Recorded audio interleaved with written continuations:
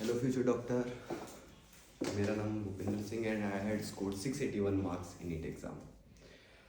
तो मैं यहाँ पर आप बहुत यूट्यूब पे बहुत ज़्यादा वीडियोस अवेलेबल है कि लास्ट में कैसे स्कोर करें, लेकिन मैं आपको कुछ इफ़ेक्टिव टिप्स बताऊंगा और बहुत शॉर्ट टाइम में बताऊंगा कि जिसको आप यूज़ करके जीएमसी तक जा सकते हैं। मतलब आप अच्छा स्कोर, अगर आप जीएमसी तक जाने वाले हैं तो आप एम्स में जा सकते हैं। अगर आपका सिलेक्शन नहीं हो पा रहा, कट ऑफ भी नहीं क्लियर कर पा रहे, तो आप हंसते हंसते आपकी जो स्टेट है उसके अच्छे जीएमसी में जा सकते हैं।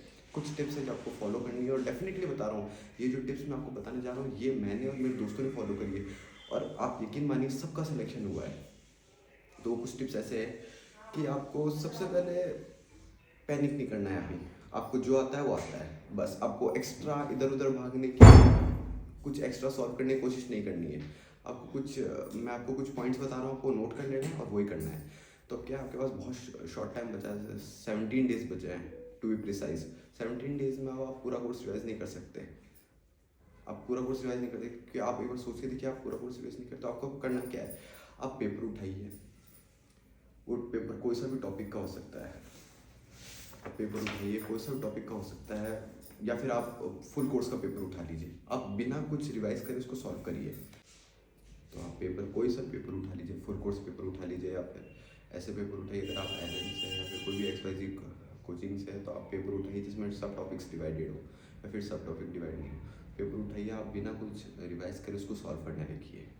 आप सॉल्व करते रहिए और फिर आप देखिए जो टॉपिक से क्वेश्चन आपको गलत हो रहे हैं, मान लीजिए सर्कुलर मोशन इन फिजिक्स, अगर आप मान लीजिए सर्कुलर मोशन हो गया या फिर डायनामिक्स हो गया, जिस टॉपिक से आपको गलत हो रहा है तो आप जाइए उस टॉपिक पे जाइए, पहले उसके नोट्स पढ़िए, उसके नोट्स रिवाइज करिए, फिर जितने मैक्सिमम क्वेश्चन आप लगा सकते हैं उनको लगाइए। और फिर भी मॉड्यूल में भी सारे क्वेश्चन मत लगाइए। आपको जो सबसे पहले आपने जो क्वेश्चन लगाए तो उस वक्त जो क्वेश्चन आपको नहीं आ पाए थे उन क्वेश्चन को वापस लगाइए, क्योंकि आपके पास टाइम बहुत बहुत कम है।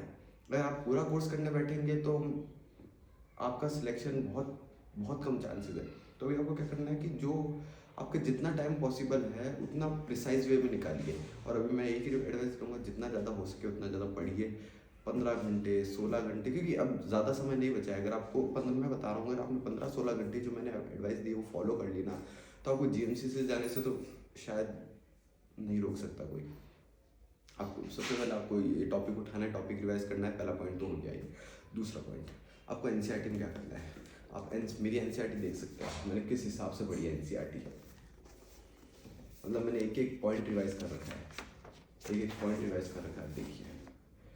तो अब आपके पास इतना टाइम नहीं है पॉइंट्स रिवाइज करने का। सेम आप बायो में भी करिए, बायो में आप असर्शन रीजन लगाइए, क्योंकि जिस हिसाब से आपका जिस हिसाब से पेपर आ रहा है, अगर आप 520 या फिर 520 540 से भी ऊपर लाएंगे तो आप अच्छे एक जीएमसी में जा सकते हैं, क्योंकि आपकी बार कट ऑफ बिल्कुल नीचे जा चुकी है।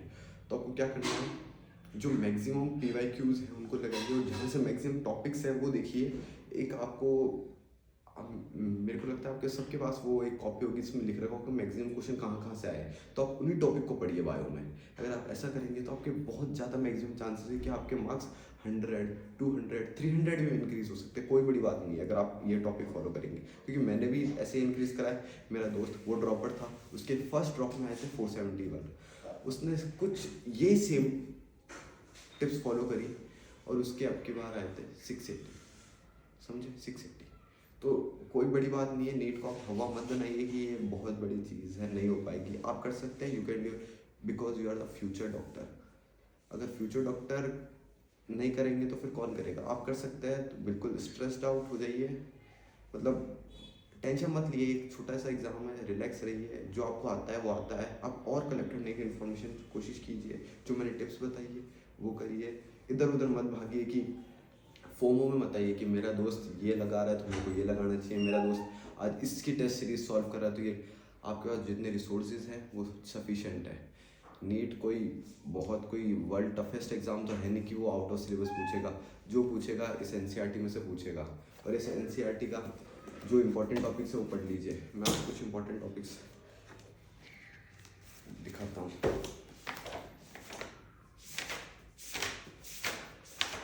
जैसे सेल में देखिए किस हिसाब से पढ़ा है मैंने।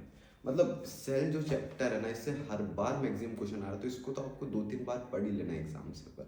बाकी मैं यही बोलूँगा, ज़्यादा आपका टाइम लूँगा नहीं, बाकी all the best, you are the future doctor, we are the future doctor and you are also future the doctor. जो आप कैमरा के पीछे बैठ के हमें देख रहा, हाँ आप भी फ्यूचर डॉक्टर है। Thank you.